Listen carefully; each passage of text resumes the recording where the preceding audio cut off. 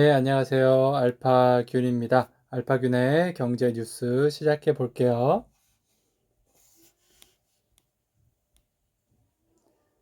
수요 인플레 파도까지 감안한 종합 방책 서둘러야 된다고 하네요. 한국의 금리에 관한 사항인데요. 김용법 기획재정부 1차관이 5일 인플레이션을 경고했어요. 김 차관은 코로나19 대응 과정에서 유동성 증가와 원자재 가격 상승 등 인플레이션 위험 요인이 도처에 생존한다며 백신 효과에 따른 총수요 압력까지 고려할 때 인플레이션 우려를 간과해서는 안 된다고 했습니다.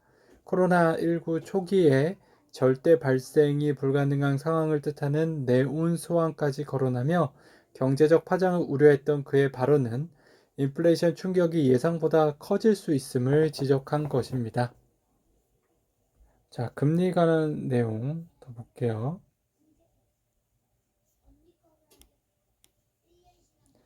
기재 차관 농축산물 가격 조기 안정에 정책 역량 집중 인플레이션 위험 도처에 라는 내용이고요. 아까랑 같은 내용이에요. 그래서 좀 넘어가고요.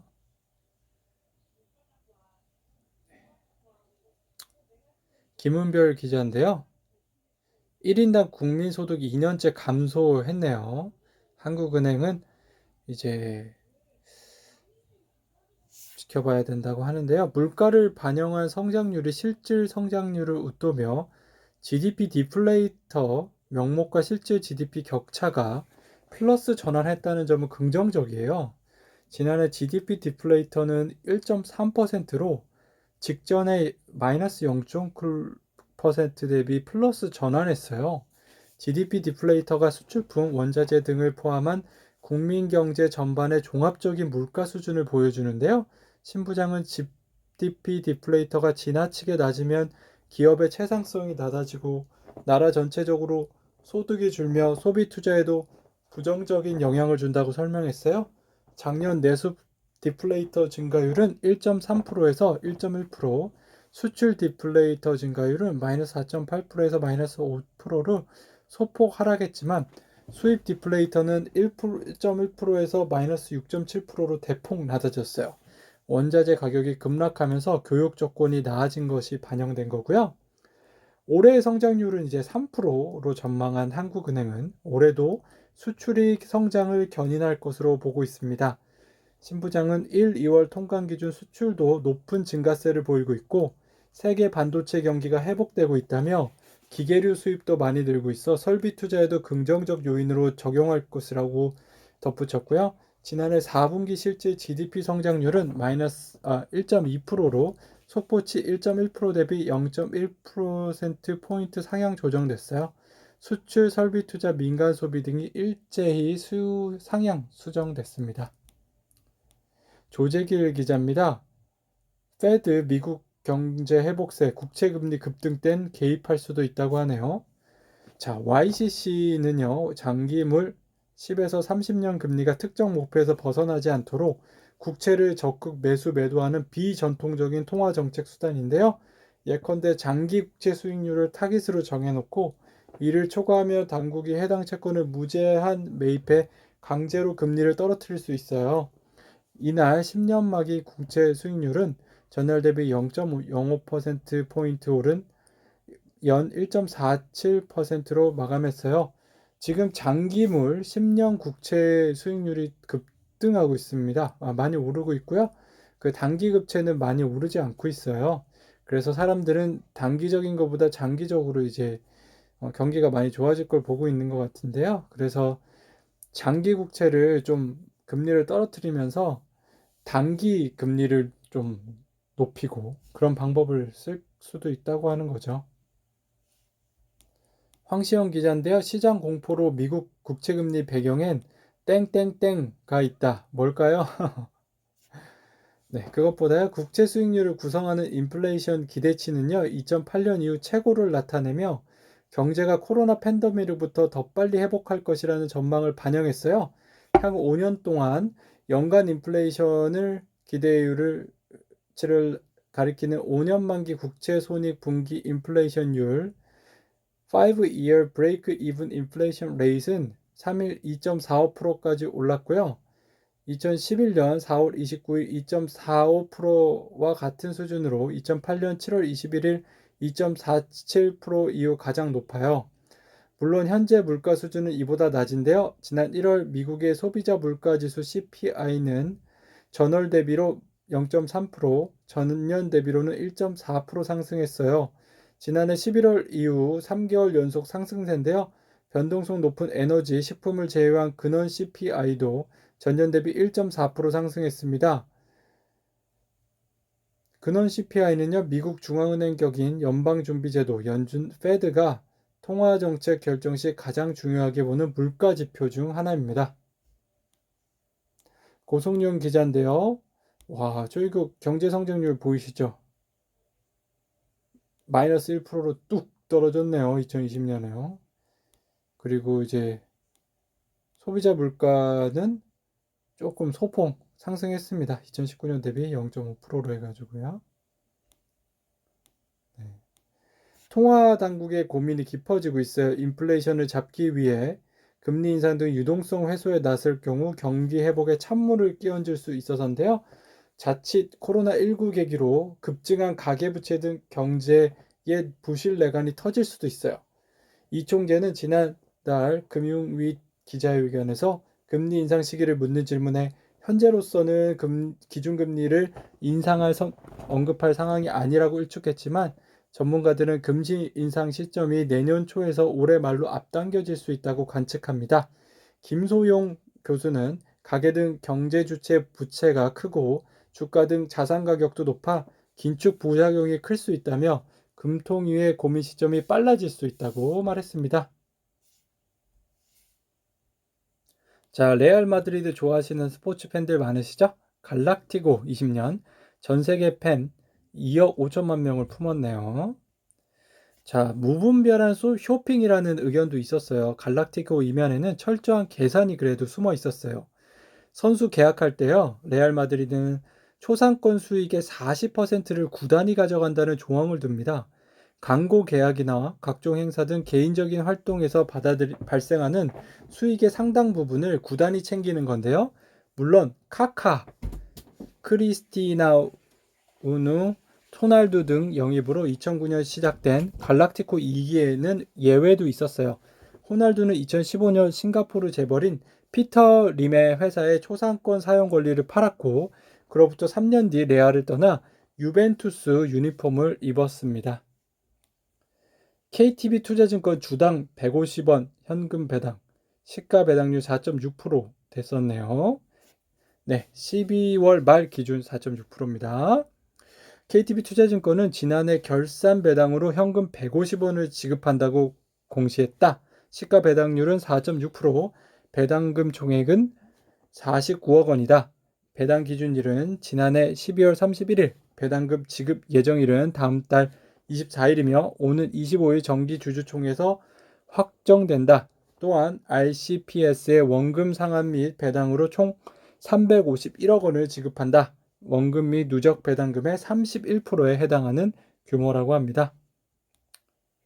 구독경제 트렌드 올라탄 LG 가정 렌탈 매출 2년 새 2배로 오르네요. LG에 대한 요새 호재가 좀 많네요.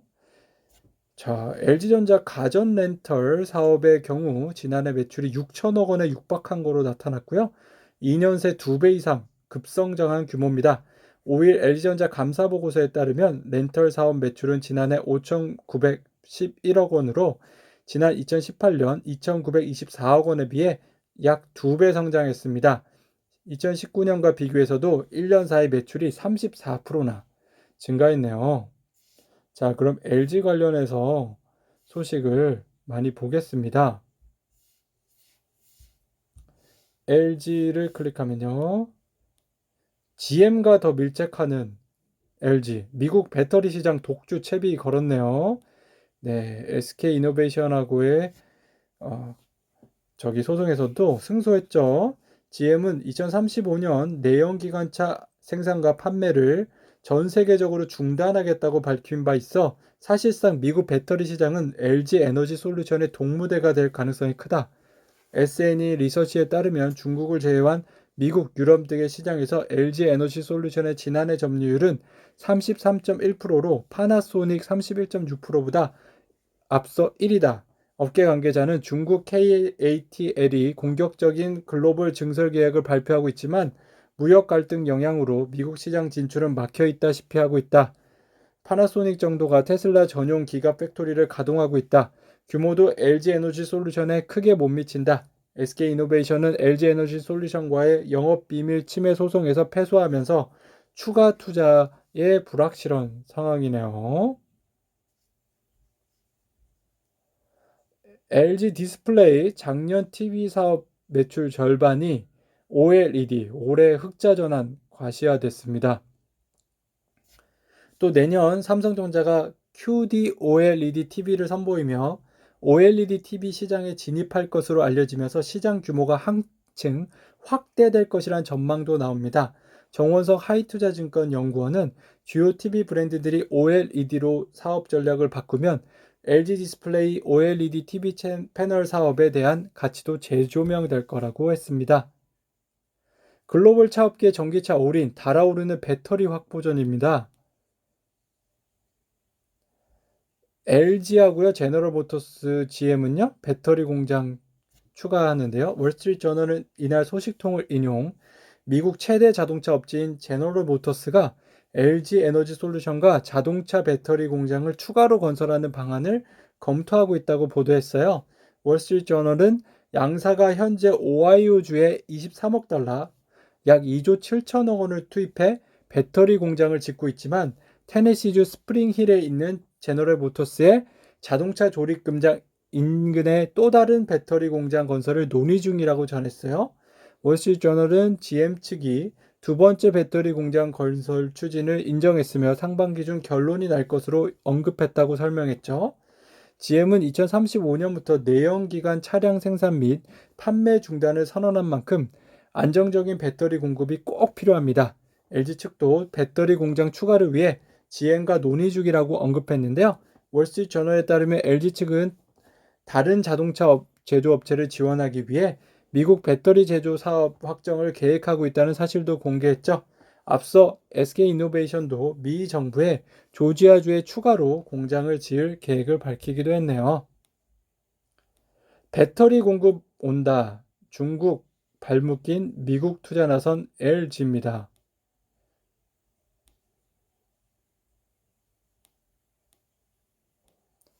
LG 에너지 솔루션 배터리 생산 계획을 한번 볼까요?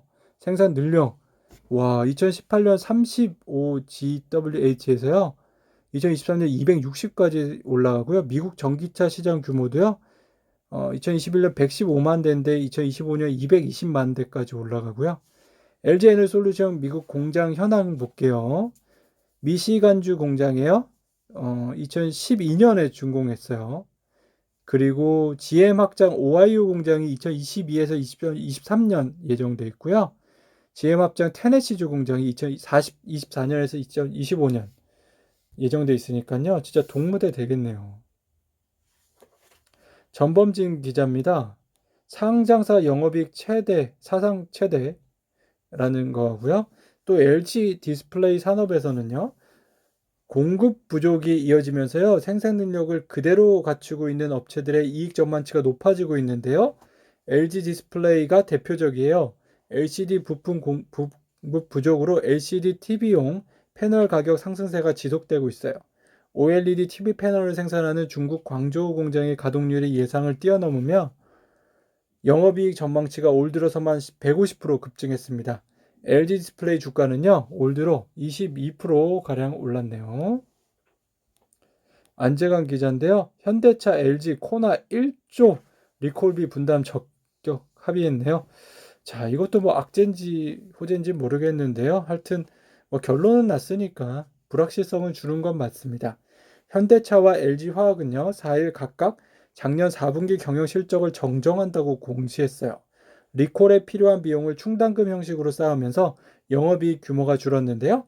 현대차는 작년 4분기 영업이익을 1조 6천억 원에서 1조 2,500억 원으로 정정했고요. LG화학은 6,700억 원에서 1,100억 원으로 조정했어요. 100% 자회사인 LG에너지솔루션의 배터리 리콜 충당금을 반영한 영향인데요. 현대차와 LG화학이 4분기 영업이익을 각각 3,800원, 5,500억 줄인 겁니다. 국토부 발표 이후 현대차와 LG에너지솔루션은 서로 엇갈린 반응을 보였어요.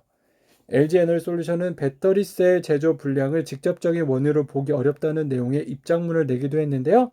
이 때문에 양사가 리콜 비용 분담률을 두고 갈등을 빚을 것이라는 전망이 많았는데 총 1조 원에 달하는 비용도 문제겠지만 급성장하는 전기차 배터리 시장에서 화재 발생 책임이 자사에 큰 것으로 결론날 경우 상당한 타격이 예상된다는 이유입니다. 김성은 기자인데요. 코나 리콜 분담 전격 합의한 현대차, LG 에너지솔루션 내용이고요. 아까 뭐 영업이익 부분은 다 말씀드렸으니까요. 네, 같은 내용입니다. 이윤재 기자도요. 현재 LG 코나 중간금 합의했고요. 네, 영업이익 부분은 뭐 모두 같은 부분이라고 할 수 있고요. 자, 영업이익 감소액으로 현대차와 LG의 부담률을 따져보면 약 4대 6으로 계산되는데 충당금과 실제 부담할 금액에는 차이가 있어 현대차와 LG에너지솔루션 분담 비율이 3대 7이라는 관측도 나오고 있습니다. 영국판 딜리버루 연내 영국 런던 증시 상장하네요. 배달의 민족 같은 건데 이제 영국에서 이제 배달해주는 회사예요. 영국판 배달의 민족으로 불리는 음식 배달 업체 딜리버루가 올해 말 런던 주식시장에 상장합니다. 4일 딜리버루는 성명에서 런던은 놀라운 기술 생태계와 숙련된 인재 시장을 갖춘 세계 최고의 자본시장이라며 런던 증시에 연내 상장하기로 했어요. 미국 경제방송 CNBC는 딜리버루가 상장을 위해 아마존과 듀러블 캐피털 등 투자가들로부터 1억 8천만 달러의 자금을 조달했다고 밝혔고요. 딜리버루는 상장 후 3년간 차등 의결권 제도를 운영해 월슈 최고 운영자의 의결권을 강화합니다. 딜리버루가 영국 증시에 성공적으로 안착하면요, 유럽 금융 허브로서 런던 위상을 되찾는 기회가 될 수 있다는 기대감이 나와요. 브렉시트, 영국의 유럽연합 탈퇴 이후 네덜란드 암스테르담이 런던을 제치고 유럽 최대 주식 거래 중심지로 올라서는 등 런던의 위상이 많이 떨어졌는데 영국 정부는 딜리버루가 이런 분위기를 반전시켜 주기를 바라는 모습이에요. 다만 파이낸셜 타임즈는 최근 주식 비당의 변동성으로 딜리버루가 정부의 기대만큼 시장에 활기를 불어넣기는 쉽지 않다고 봤습니다. AI가 투자에 연 10에서 20% 수익률, 로보 어드바이저 시장이 뜨고 있네요. 와, 가입 추이 보세요. 뭐 16만 명까지 갔고요. 잔액도 뭐 7천억을 넘어섰어요. 네. 처음에 이제 설문지 작성하고 여러 가지 통해서 이제 나에게 맞는 AI를 추천해 주죠. 실적 장세 전환 대비해야 된다고 하네요. 자, 주식에 평가할 때요. 배당 할인 모형이 있어요. 미래 지불되는 배당들을 각각 현재 가치로 할인해서 합한값을 적정 주가로 보는데요. 구체적으로 분자에 있는 미래 이익을 통해 발생하는 배당들, 분모에 있는 할인율, 즉 시장금리로 각각 할인한 합계인데요. 이때 분자 분모를 자세히 들여다보면 의미 있는 분석이 가능해요. 분자의 이익을 통한 배당은 기업 실적을, 분모의 할인율은 금융시장과 역동성과의 역외관계를 갖고 있기 때문입니다. 다시 말해서 주식시장에 적용할 경우에 분자인 기업 실적이 강할 땐 실적 장세, 분모인 할인율, 시장금리가 낮아 유동성이 풍부할 때는 유동성 장세라는 얘기인데요. 다만 이제 파월 연준 의장이 2023년까지 금융 완화를 계속하겠다는 입장인데 바이든 정부 들어 국내 총생산 미국 8.9%에 해당하는 1조 9천억 원 달러에 달하는 초대형 경제 대책이 예고되고 있다는 점에서 경기 회복 기대에 의한 사전 금리 상승 성격으로 보는 게 시장 다수 의견입니다. 이제 시장 금리가 올라가면요, 이제 유동성이 줄어들어 가지고 주식 주가가 내려갈 수 있다는 얘기예요. 세금과 기부금의 상호 관련성을 볼게요. 자, 미국의 기부금 세제는요, 총 소득 금액의 60% 내의 기부금 전액 소득 공제해 주고요. 프랑스는 기부금의 66%를 세액에서 빼줘요. 우리나라보다 훨씬 간대하죠. 위 사례 갑이 프랑스에서 40억을 기부할 경우에는요, 26억 원의 세액 공제를 받습니다. 자, 요즘 김범사구 배달의 민족 창업자 김봉진이 CEO가 얘기하는 건데요. 제가 쌓은 부는 제 능력과 노력을 넘어선 신의 축복과 수많은 분들의 도움에 의한 것이라며 기부자의 진솔한 고백은 우리나라에서도 성숙한 자본주의가 정착할 수 있는 가능성을 보여주었다는 점에서 격한 감동을 줍니다. 깨끗한 부자가 더 많이 출연할수록 세제가 좋아지죠. 도와주면 좋겠고요. 그러면 소득 불균형 완화라는 시대적 요청에 대한 해답은 덤으로 또 오게 됩니다. 최준용 기자의 도시와 공항, 요새 가덕도 공항으로요, 이슈가 되고 있는데 코로나19로 큰 타격을 입은 도시의 공간 한가운데 공항이 있어요. 넘쳐드는 이용객들로 북새통을 이루던 대다수 공항은 침묵의 시간을 지금 보내고 있죠. 항공기의 이착륙 공간이라는 특성으로 공항은 탁 트인 전망을 제공해 줍니다. 또 한편으론 공항은 공간을 납작하게 만들기도 하죠. 활주로를 포함한 공항 시설물뿐만 아니라 공항 주변 지역도 항로를 따라 엄격한 고도 제한을 적용받기 때문인데요. 서울의 마곡지구가 중층의 키맞춤 형태로 조성된 이유는 인근의 김포공항 때문입니다. 고밀도로 조성됐다면 훨씬 많은 주택을 건설할 수 있었을 판교가 지금 같은 모습이 된 것도 인근의 서울공항 때문이죠. 도시도 공항의 운영에 영향을 미쳐요. 항공기 이착륙 과정에서 발생하는 소음으로 도시 주변의 공항은 운행 시간에 제한을 두는 경우가 많은데요. 공항이 도심에 위치하거나 도시와 가까울수록 이용하기 편리하지만 이용에 제한이 있어요. 도시와 멸면 공항 자체의 운영은 편리하지만 이용 편의 측면에서 불편함과 경제적 비효율을 가져옵니다. 주린이 궁금증 풀어주고 직콕적 웃음 찾아줬다. 예, 책들에 관한 내용인데요. 자, 주식 투자 관련 서적 중 나의 첫 투자 수업 1, 2가 새롭게 수익권에 진입하면서 단숨에 3위를 차지했는데요. 이 책 제가 첫 점에서 좀 봤는데 별론 것 같아요. 네. 그래서 이제 뭐 책 소개 안 시켜드릴게요. 남산 딸깍발이 인재 퍼즐 맞추기 스타트업의 시작. 스타트업 CEO로 산다는 것. 뭐 이것도 뭐 그냥 그랬던 책인 것 같아서 뭐 그렇게 볼만한 책은 아닌 것 같아요. 그래도 한번 내용을 한번 말씀드릴게요. 그래도 스타트업 CEO로 관심 있으신 분들은 한번 읽어보면 좋겠고요. 미국에서 창업한 얘기더라고요. 3천만 원으로 창업해 두 번의 엑시트를 경험한 임준원 대표의 구구절절한 경험이 담겼다. 스타트업 CEO로 산다는 것은 에세이에 가깝고요. 일부에서는 창업 급초기에 필요한 인력 충원, 투자 유치 과정을 저자의 경험으로 풀었었고, 2부에서는 창업 급초기부터 벗어나 기반을 다져가는 시기의 리더십과 직원 관리에 대한 깊은 고민이 서술됐고요. 3부에서는 창업 중기에 발생하는 번아웃 상황과 좀 더 체계적인 조직 시스템을 갖춰가는 과정, 4부에서는 지속 가능한 기업으로 발돋움하기 위해 퇴사 직원 관리, 세금 지식 같은 아주 작은 부분까지 고민하고 해결하는 이른바 제너럴리스트가 돼가는 과정을 그렸네요. 미국인의 90%가요. 지금 중국을 어떻게 생각하는지 아십니까? 어떨 것 같아요? 파트너로 생각하는 사람은요, 뭐 거의 뭐 10% 정도밖에 안 되고 경쟁자가 50%를 넘어요. 적으로 생각하는 사람도 한 30% 되면서 지금 중국에 대한 비호감이 진짜 확확 늘어나고 있습니다. 여러분 어떠십니까? 중국에 대해서 어떻게 생각하시나요? 정상화 궤도 올라탄 중국 경제의 안정적 성장 추진. 네. 중국 경제 정책 방향, 지속 가능한 성장과 안정. 숫자상으로 보면 지속 가능한 성장과 안정에 방점이 찍혀 있다는 분석인데요. 국제통화기금 IMF는 올해 중국 경제가 8.1% 성장할 것이라고 전망했죠. 경제협력개발기구 역시 올해 중국 경제가 8% 성장할 것이라고 예측했고요. 중국 정부의 싱크탱크인 중국사회과학원은 올해 성장률이 7.8%에 이를 것이라고 내다봤고요. 리셰숑 중국 상해과학원 산업경제연구소 부소장은 중국 경제 지표의 흐름과 산업 공급망, 교용, 산업 고도화, 내수 등을 감안한 중국 경제 성장률이 7.8%에 이를 거라고 전망한 바 있습니다.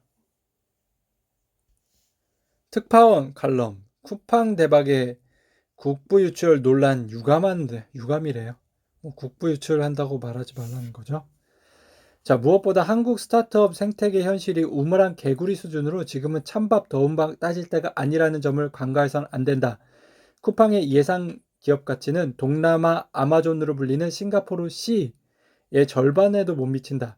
사업 무대를 동남아 전역으로 확장한 C는 현재 뉴욕 증권 거래소에 1,000억 달러, 약 110조 원을 크게 웃도는 가격에 거래되고 있다. 국경 없는 덩치 싸움에 불가피한 산업에서 쿠팡의 상장은 홍남기 부총리의 표현처럼 쾌거라기보다 생존을 위한 또 다른 관문일 뿐이다. 인터넷 쇼핑몰 쇼피를 운영하는 C는 올해 초 인도네시아 BKE 은행을 인수하며 금융사업 확대에 박차를 가하고 있다. 뉴욕 증권거래소 상장사인 C의 시가총액은 최근 1년 새 5배로 뛰어 150조 원에 육박하고 있다. 쿠팡 기업 가치를 3배 웃돈다.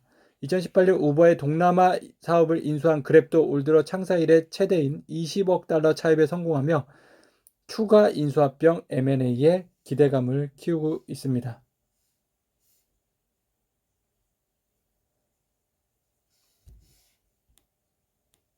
네. 고두현의 문화살롱 지도자는 법과 정의 수호자가 되어야 된다. 라고 하는데요. 현대 경영학의 아비지로 취향받는 피터 드러커는요. 크세노폰이 저술한 키루스의 교육, 이야말로 리더십에 대한 최초의 체계적인 저서이자 이 주제와 관련된 최고의 책이라고 극찬했습니다. 네. 이분이 아마 그 성경의 이사야서에 나오는 고메스로 알고 있어요. 맞죠? 고레스의 주인공이죠. 네. 세계 최초의 대제국이 페르시아 아케메네스 왕조의 창업주, 세계 대륙 28개 군소국가를 거느리며 대왕 대제라는 칭호를 처음 받은 사람. 네, 이 사람이 뭐 리더십이 좋은가 봐요. 거래소 직원은 주식 거래 제한되는데 너도 나도 부동산 투자하는 LH. 네. 자, 주식 거래와 비교해 공공기관 임직원의 부동산 거래 자체를 제한하는 법과 규정도 미비하다는 지적인데요. 증권사와 자산운용사 임직원은 자본시장법에 따라 주식과 채권, 펀드 등을 거래할 때 자기 명의 계좌 하나만 이용해야 합니다. 거래 내용은 분기별로 소속회사에 통지하고요. 이를 어기면 3년 이하의 징역, 1억 원 이하의 벌금이 부과되어 금융감독원 내부 규정에 따라 주식 거래가 전면 금지됩니다. 주민담도 한국거래소, 금융위원회, 대검찰청 임직원도 주식거래가 제한돼요. 부동산 거래로 부당 이득을 얻었을 때 처벌 수위도 낮은 편이에요. 미공개 정보를 얻고 주식거래를 거래해 부당 이득을 얻으면요. 자본시장법 위반으로 처벌받는데 부당 이익의 3배 이상 5배 이하 벌금에 처합니다. 부당 이익이 50억을 넘으면요. 무기 또는 5년 이상 적용이에요. 저 LH 주고는 그냥 해도 되는 지금 상황이네요. 영국판 배민 딜리버로 연말 상장한다고 아까 말씀드렸죠. 네. 딜리버로 창업자예요. 네, 사진 보이시죠? 뭐 평범하게 자전거 몰고 다니나 봐요. 여기는 근데 그거를 준대요. 차등 의결권 있죠. 그래가지고 좀 좋은 것 같은데요. 자, 딜리버로가 런던 증시를 상장을 경정한 이유는 최근 영국의 상장 관련 개정안인데요. 브렉시트 이후 금융 중심지로서 런던의 위상이 흔들리자 영국 정부는 기업의 증시를 유치하기 위해 규제 개혁에 나섰어요. 대표적인 사례가요. 런던 증시에 상장하는 기업의 창업주에게 차등 의결권을 부여하는 방식입니다. 차등 의결권은 창업주나 경영자 등 회사가 정한 사람이 보유한 주식에 일반 주식보다 더 많은 의결권을 부여하는 제도입니다. 네. 쿠팡도 최근 이 제도를 활용해서 뉴욕에 상장을 했죠. 근데 이제 영국은요, 상장 3년 뒤에는 창업자의 차등의권 주식 보통주로 전환이 된다고 했어요. 딜리버루의 것도요. 그래서 런던도 혹시 이런 규제가 있는 게 아니라는 생각도 좀 들긴 합니다. 우리나라도 이런 식으로 할 것 같아요. 우리만 잘났다 주장하는 건 리더십이 아니다. 예. 마이크로소프트 CEO가 한 말인데요. 나델라는 또 리더라면 불확실한 상황에서 명확한 방향을 제시해야 한다고 조언하죠. 그는 리더는 불확실하고 모호하며 명확하지 않은 상황에 대처할 수 있는 타고난 능력을 가지고 있어야 한다며, 혼란에 빠지고 더 많은 혼란을 일으키는 사람들은 리더가 아니다라고 설명했습니다. 리더는 에너지를 창출할 줄 알아야 한다며, 누군가 만났을 때 그 사람이 리더와 함께하고 싶다는 생각이 들게 하라고 덧붙였네요. 이베이 코리아 인수전 판이 커지고 있습니다. 자, IB업계 유력한 인수업으로 카카오를 꼽았어요. 플랫폼 비즈니스의 양대 산막인 카카오는요, 이커머스 부분에서 네이버의 열세라는 평가를 받고 있는데요. 지난해 기준 연간 거래액이 20조 원으로 추정되는 이베이 코리아를 인수하면 단번에 네이버와 어깨를 나란히 할 수 있게 됩니다. 교보증권에 따르면요, 2020년 네이버 쇼핑의 GMV는 26조 원인데요. 그 뒤를 쿠팡 20조 원과 이베이 코리아가 뒤쫓고 있어요. 인수 여력도 충분해요. 현재 이베이 코리아의 몸값은 5조 원 안팎으로 추정돼요. 지난해 3분기 말 기준 카카오가 보유한 현금 및 현금성 자산과 단기 금융상품은 2조 6천억 원, 여기에 2.8%에 달하는 자산주를 처분한다고 가정하면 1조 2천억 원 가량의 현금을 추가로 확보할 수 있습니다. 당장 동원할 수 있는 현금만 3조 9천억 원 수준인 셈인데요. 통상 5, 60%가량인 인수금융을 제외하고 인수에 필요한 실타는 2조 원에서 2조 5천억 가량이라고 합니다. 뭐 가능도 하겠네요, 진짜. 그러면 이제 뭐 이베이의 인수합병 관련된 소식을 좀 볼게요. 이제 요거는 다른 내용이라서 이베이 거부터 볼게요. 자, 마골은 이베이 코리아 입찰 전 인수부들의 복잡한 세법인데요. 자, 롯데는요, 롯데 오늘 운영하고 있고요. 거래액이 7조 6천억. 신세계 쓱닷컴 3조 9천억 거래액. 카카오 3조 원 거래액. 카카오 선물하기로. MBK 파트너스 홈플러스를 운영하고 있어요. 5조 6천억 원에 지분 100% 매입했고요. 큐텐 구영배 큐텐 대표는요, 2003년 지마켓 설립해 이베이에 매각한 적이 있죠. 자, 일단 신세계는 인수를 안 할 것 같대요. 그 이유는요, 그 쿠팡이요, 이베이가요, 물류센터가 많이 없대요. 그래서 뭐 물류센터 없어서 뭐 인수해봤자 별 소용없다 이런 거고요. 뭐 카카오는 좀 아직도 좀 신세계에 비해서는 가능성이 높은 것 같습니다. 자, 인수합병 소식도 볼게요. 강두순 기자인데요.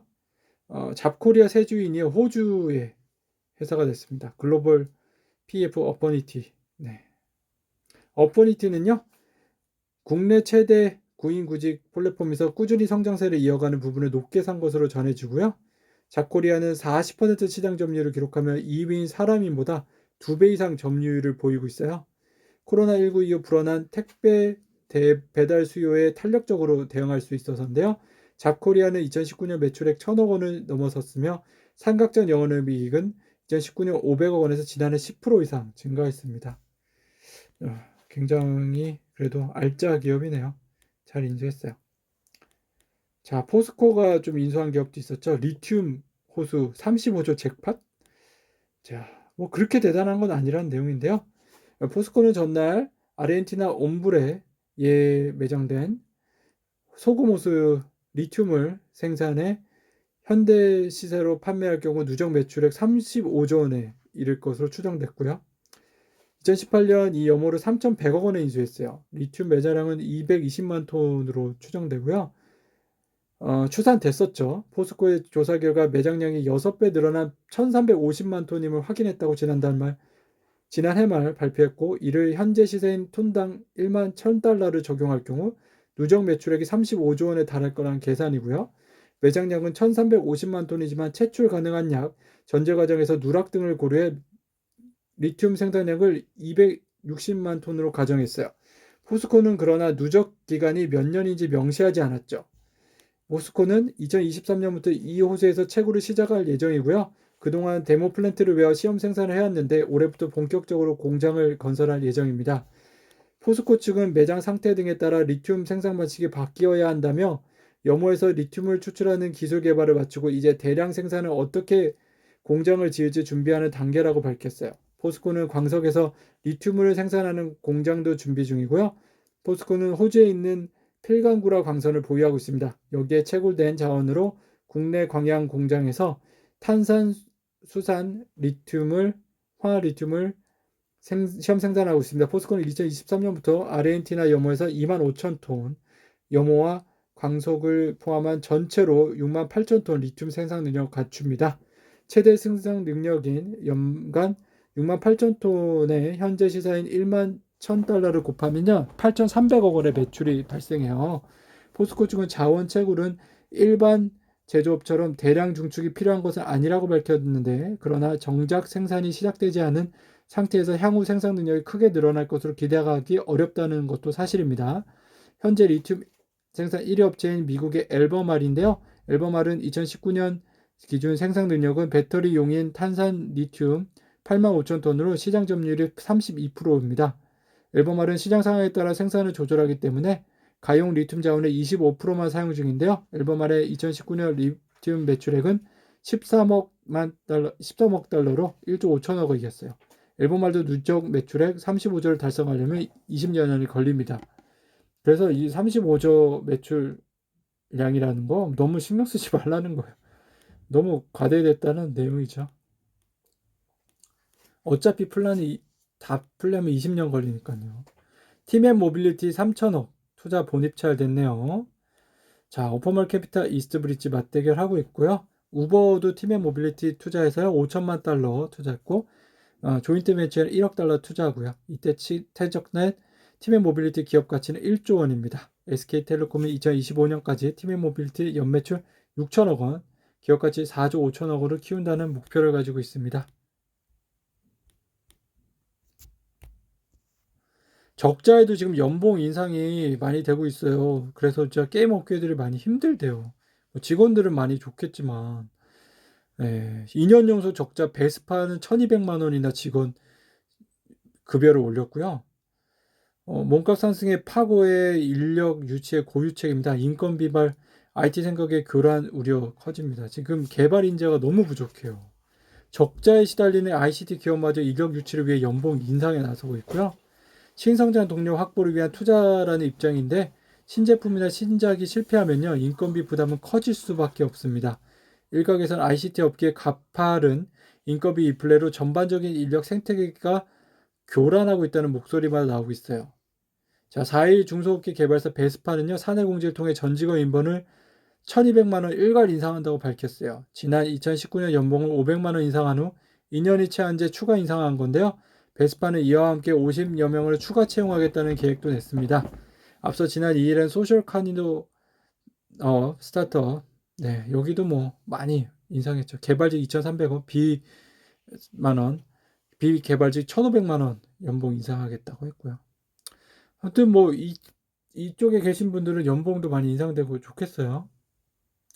민간의 배달 성향 20% 압박하더니 기업은행은 배당을 많이 했네요. 배당 성향이 29.5%예요.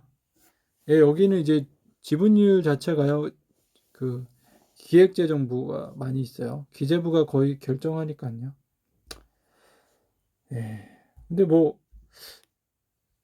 은행들한테는 하라고 하고 왜 자기네들은 이렇게 배당을 많이 하는지. 이렇게 해도 뭐 은행의 건전성에 문제가 없을 거라는 생각도 들어요. 왜냐면 정부 기관이니까 정부에서 또 투입하면 될 거라는 생각도 듭니다. 우리 GDP가 많이 올라가고 있습니다. 한국의 GDP가 많이 올라가고 있고요.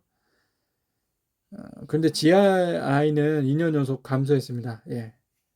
1인당 소득은 감소했지만 한국에서 생산되는 국내 총생산은 그래도 반등해서 다행입니다. 투기가 적발해도요 수익 환수 못한다고 합니다. 수천만 원 벌금 내고 수십억 챙기는 LH 직원들 많이 나올 것 같아요. 의혹을 받고 있는 직원들도요 법 처벌 규정 적용이 가능할 것 같은데요. 공공주택 특별법은 5년 이하 징역 5천만 원 이하의 되고요. 부패방지법은 7년 이하 징역 7천만 원 이하 벌금이 최대입니다. 반면 수익은 수십 배에 달할 것으로 보이죠. 일대 공인중개업소에 따르면 LH 직원들이 사들인 100억 원대 토지는 3기 신도시 지정 이후 약 50% 가까운 가격 상승으로 이루어진 것으로 추정되는데요. 향후 토지 수용 과정에서 대토 보상 등을 통해 더 큰 이익을 얻을 수도 있습니다. 김 전 회장은 부패방지법 등의 처벌 대상 수위 등 여전히 미적한 수준이라며 제도적으로 관련 법규를 크게 개선하지 않으면 같은 유혹에 계속 흔들릴 수밖에 없을 거라고 하네요. 자, 보험사 금리가요. 예, 금리가 많이 내려가니까 변액 보증금에 많이 투입을 해야 돼 가지고요. 3,300억 원 환입하고 하나삼성생명, 하나생명은 1,870억 원 환입해서요. 좀 이익이 많이 안 좋아졌다고 합니다. 다시 금리가 상승하면 또 좋아질 수도 있죠. VLE 기자인데요. 네이버 관련 소식입니다. 3일 동안 매출 2억 4천만 원, 제2전성기 맞은 네이버 블로그입니다. 네이버 블로그 마켓이 있어요. 블로그 입장에선 자신이 원하는 시점에 소량의 상품을 부담 없이 판매할 수 있다는 것이 장점이고요. 자신의 일상을 공유하고 자신만의 이야기가 담긴 제품을 판매하는 블로거들에게 새로운 비즈니스 모델로 자리 잡고 있습니다. 이용자의 경우 안전하고 편리하게 상품을 거래할 수 있어요. 네이버에 따르면 블로거 마켓의 경우 매출의 55%가 기존 이웃을 통해 발생하고 재구매율도 32%에 달합니다. 아직 이 부분은 활성화는 안 됐으니까요. 블로그 하시는 분들 잘 활용해 주시면 좋겠습니다. 와, 정총리 테마주가 있었는데요. 수산중공업. 예, 여기 이제 수산중공업 회장이요. 그 대량 주식을 매각해서 200억 원을 현금화했다고 합니다. 예, 주식 가지고 있으셨던 분들은 약간 뒤통수 맞은 기분이겠어요. 김은별 기자네요. 네, 이 금리 얘기는 아까 전해드렸고요. 민세진 기자인데요. 가격을 억누른 대가. 네, 정부가요 가격 인상 억제가 일으키는 영향을 두 가지로 볼 수 있어요. 첫째는 가계 소비에 차지하는 비중이 큰 서비스 요금 인상이 억제돼 물가 지수 상승도 누르는 건데요. 예를 들어 전기 요금과 도시가스 이용료, 건강보험과 각종 등 관련된 각종 진료비, 약제비, 시내버스 등 대중교통요금, 대학 등록금, 휴대폰 요금 등 정부가 가격을 통제하는데 물가지수 계산에서 차지하는 비중이 비교적 큰 항목이 상당히 많아요. 자체 비중이 높진 않겠지만 가격 인상에 제약이 따르는 등 대상을 다 더하면 그 비중은 커져요. 이들 가격 인상에 억제되면요, 다른 소비재들의 물가가 올라도 물가지수 상승은 제한될 수가 없습니다. 물가지수의 착시효과가 일어나게 되죠. 조수영 기자인데요. 신생 스타트업 골리앗에 맞설 전략이 뭔지 D2C라는 책을 읽어보면 나온답니다. 다이렉트 투 컨주머란 얘기예요. 소비자들에게 직접 판매한다. 온라인으로 그런 거 많이 하죠? 예, 아까 블로거도 자기 작품 이렇게 직접 판매하기도 하잖아요. 이 부분이 미국에서 달러 쉐이브 클럽, 와빅 파커, 달러 쉐이브 클럽은 이렇게 면도기 구독 서비스로 직접 판매하는 회사고요. 직판도 되는 거네요. 예, 테슬라도 이제 차를 직접 판매하죠. 풍부한 데이터와 알고리즘도 D2C의 변화를 재촉했어요. 모바일 염색약 스타트업인 이살롱은 고객이 자신의 원래 모바일 색상, 원하는 색상, 현재 색상, 새치와 곱슬머리 정도, 인종, 눈동자 색깔 등을 입력하면요, 최적의 모바일 색상을 추천해 줍니다. 저자는 200여 명의 기업가를 인터뷰해 D2C 기업의 성공한 사례와 실패 사례를 소개하죠.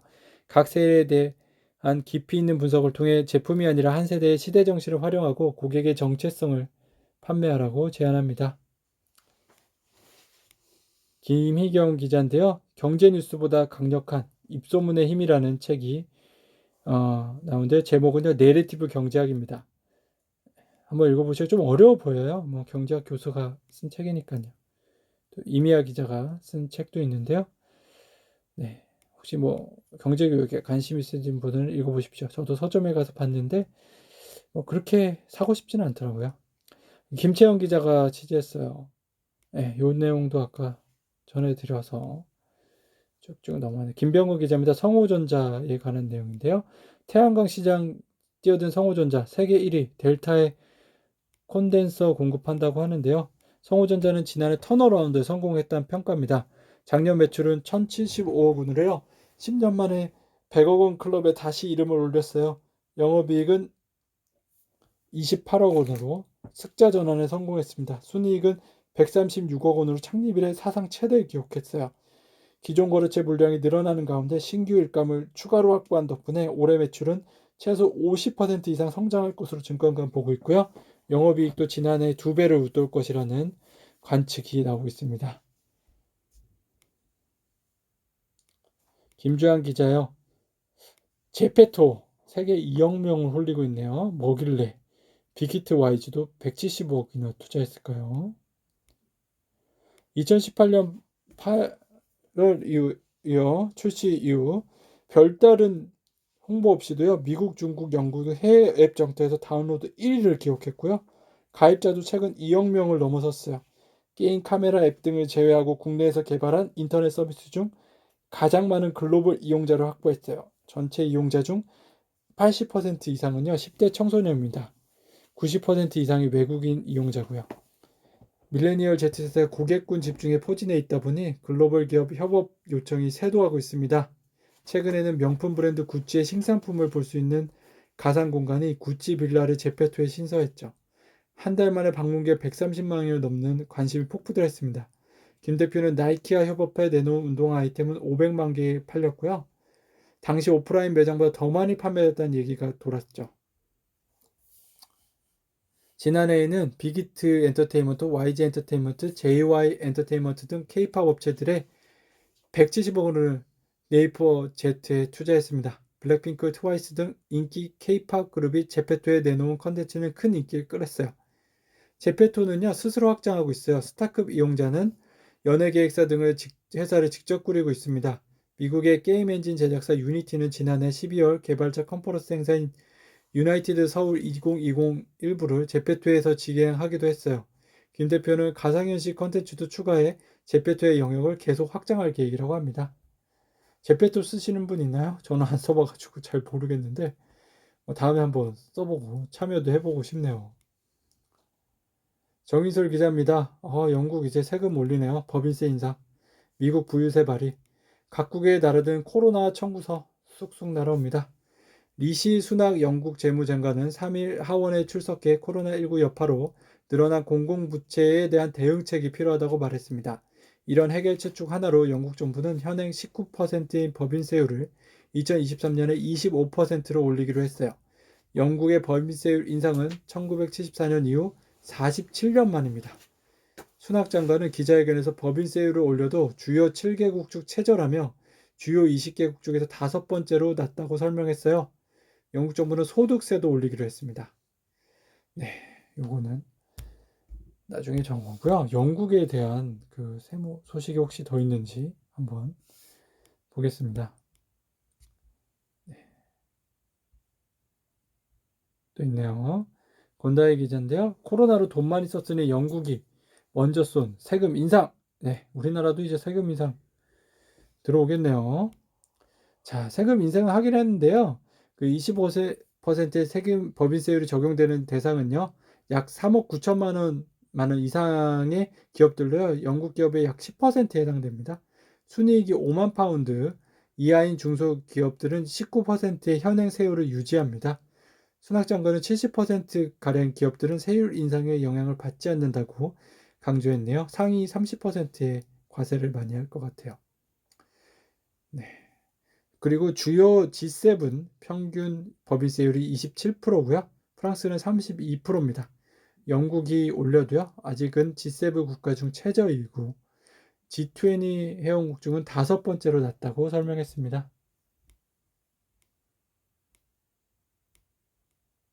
김재관 기자인데요. 코로나 청구서 날아온다. 영국 47년 만에 법인세율 19에서 25% 인상한다고 하네요. 자, 영국 경제의 성장률은요, 작년 마이너스 10%에서 올해 4%, 내년 7.3% 성장률을 기록할 것 같다고 하네요. 좀 많이 좋아질 것 같다고 해서 그래도 다행이네요. 안정락 기자인데요. 디즈니 오프라인 매장 줄이고요.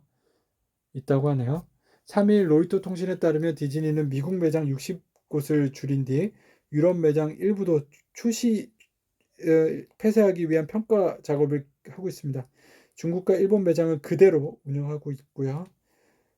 디즈니는 코로나19 사태로 쇼핑 트렌드가 오프라인에서 온라인으로 이동하고 있다고 판단했고요. 앞으로 오프라인 매장을 줄이는 대신 모바일과 인터넷 쇼핑몰 사업 투자를 늘릴 계획입니다.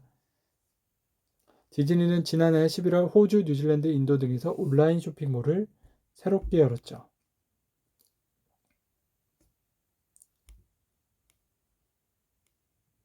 선한결 기자인데요. H&M, 해운대란, 숍, 커피, 설탕값 치솟아 인플레 부추기나 하네요. 와, 자, 급등하는 컨테이너 단기 유인 보세요. 와, 8,000까지 올라갔습니다. 중국에서 유럽 가는 거. 8,000달러까지 갔어요. 원래는요, 그 작년 이맘때 1,600달러였어요. 5배 가까이 올랐어. 중국에서 미서부 가는 1,300달러인데 4,300달러까지 올랐어요. 와, 진짜 해운 대란입니다. 사람들이 이동을 안 하니까 물류만 이동을 엄청 하네요.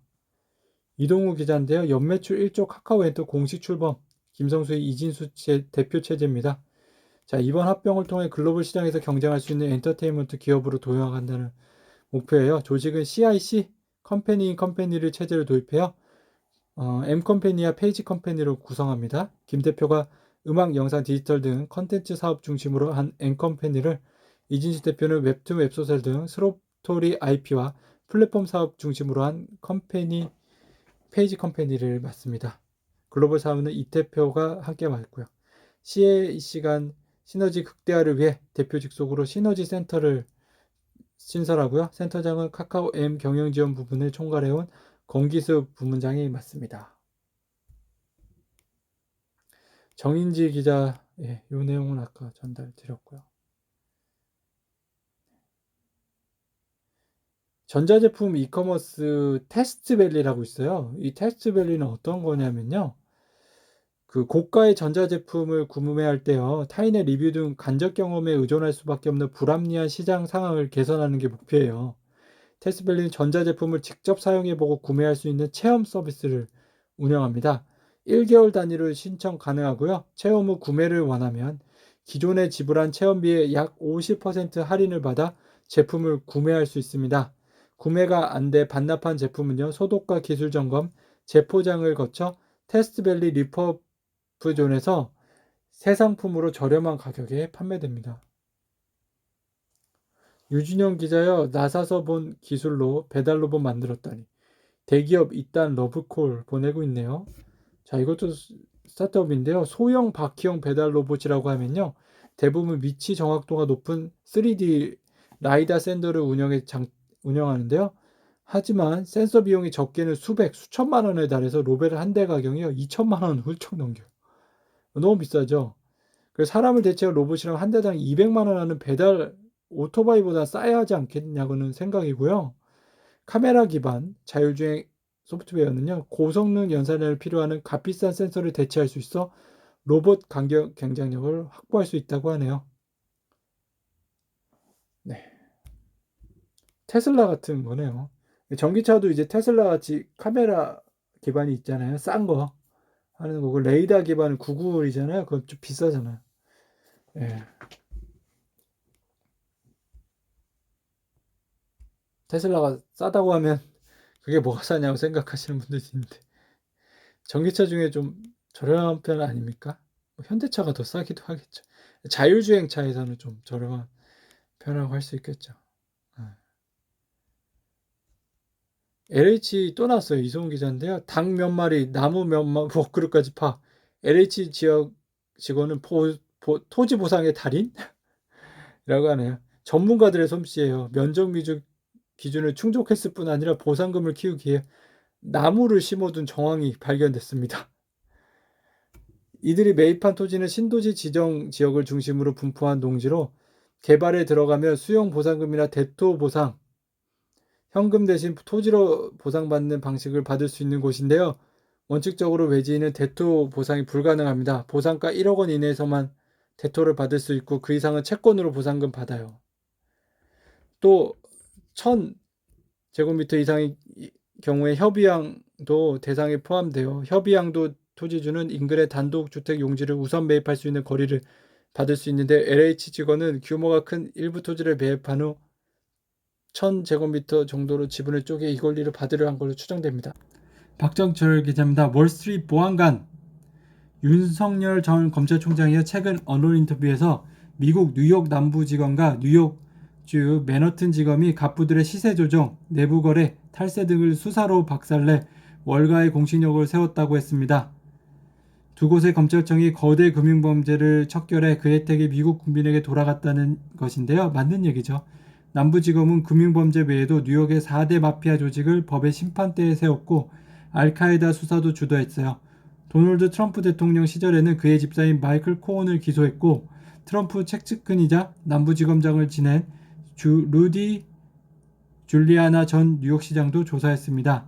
맨하튼 지검 역시 트럼프 그룹의 탈세 금융사기 의혹을 수사 중인데 트럼프가 정치적 마녀 사장이라고 격노할 정도입니다. 바라라 전 지검장은 책 정의는 어떻게 실현되는가에서 수사는 진실로 통하는 길이자 죄에 대한 책임을 묻는 방법이라고 했죠. 수사야말로 살아있는 권력 때문에 깨지기 쉬운 정의를 지키는 최후 수단이란 얘기인데요. 검찰개혁을 구실로 검찰 수사권을 빼앗으려는 여건이 새겨야 할 대목입니다. 김유태 기자입니다. 주머니 사정 편치 않는 취중생들 여기서 공짜로 공부하다 가세요. 네. 지하철 2호선 신촌역에서 2분 거리 건물 5층의 캐치 카페 신촌점에 가시면요. 진학사는 신합 대학 입시 모의 지원, 합격 예측 서비스, 수학 참고서 블랑라벨 서비스를 전공한 회사인데 캐치는 진학사가 대입에 이어 취업 시장으로 진출할 서브 브랜드입니다. 여기 가서 공부를 공짜로 하셔도 된다고 하니까요. 그리고 취업 준비도 충분히 할 수 있다고 하니까 가보십시오. 이용곤 기자인데요. 추신수 단숨에 KBO 연봉 톱. 와, 연봉 최고 구단에 올랐네요. 연봉 한번 볼까요? 추신수 27억 원. 네. 양의지 박병호 15억씩, 최정 12억, 오승환 이지원, 신세계 11억 되네요. 박재환 기자입니다. 5배는 좋게 뛰었네. 오고돈 조카 가족도 10억 됐다고 하는데요.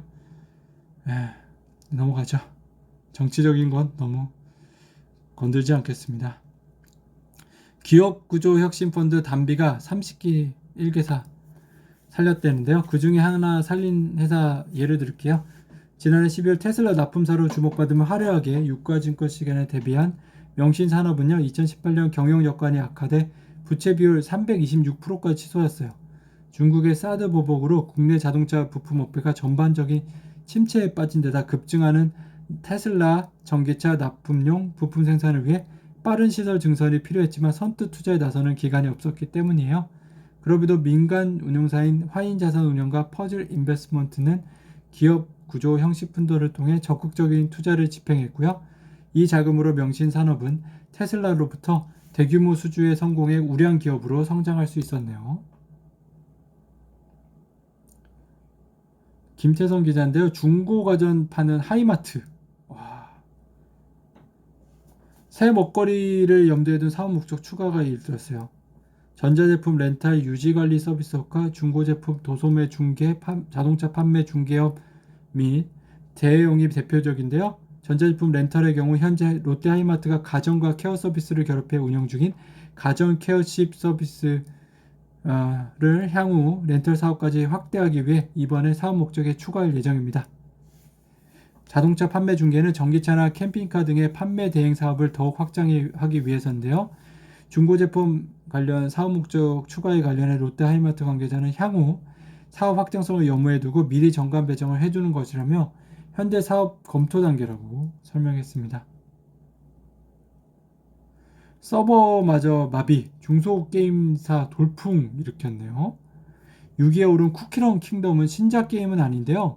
화려한 그래픽이나 막대한 자본이 투입된 게임과는 거리가 멀어 출시 전에는 장기 흥행을 예상할 수 없었어요. 근데 기존 쿠키런 캐주얼 게임 이미지를 벗고 캐릭터 수집형 RPG를 택하며 승부를 던졌어요. 이렇게 되자 앱 마켓 리뷰 게시판은 기대 이상 재밌다는 입소문을 타면서요. 흥행이 이어지고 있습니다. KDX 한국데이터거래소가 3일부터 베타 서비스를 시작한 고객 분석 플랫폼 어데고에 따르면 쿠키런 킹덤은 2월 25일 지난 기준 하루 10만 건 이상 설치되면서 신규 설치 앱 1위에 올랐어요.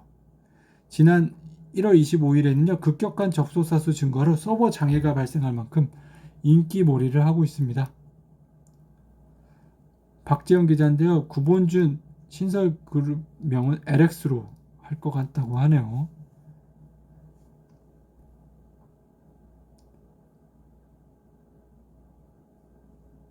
송광석 기자인데요.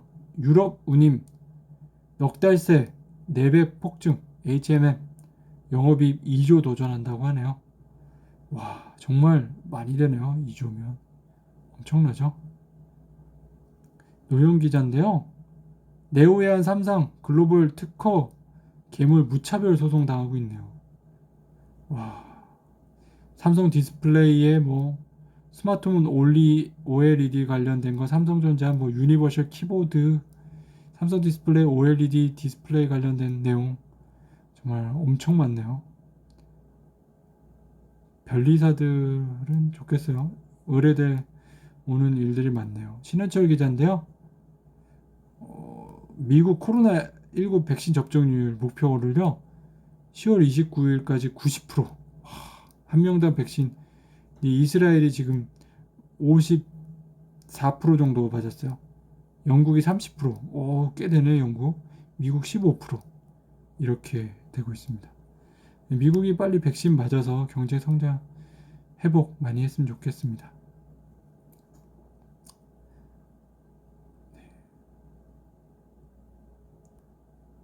자, 한국 경제 성장률 볼게요.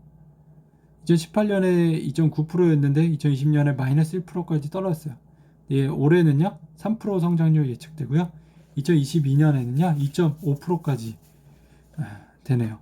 그리고 3만 달러에서 4만 달러 GDP 간 1인당 국민소득이요. 갈 때 얼마나 걸렸나 보면요. 영국 2년밖에 안 걸렸어요. 일본 3년, 캐나다 3년, 프랑스 4년, 이탈리아 4년인데요. 미국 7년, 한국 11년 걸렸네요. 독일도 한 12년 걸렸네요.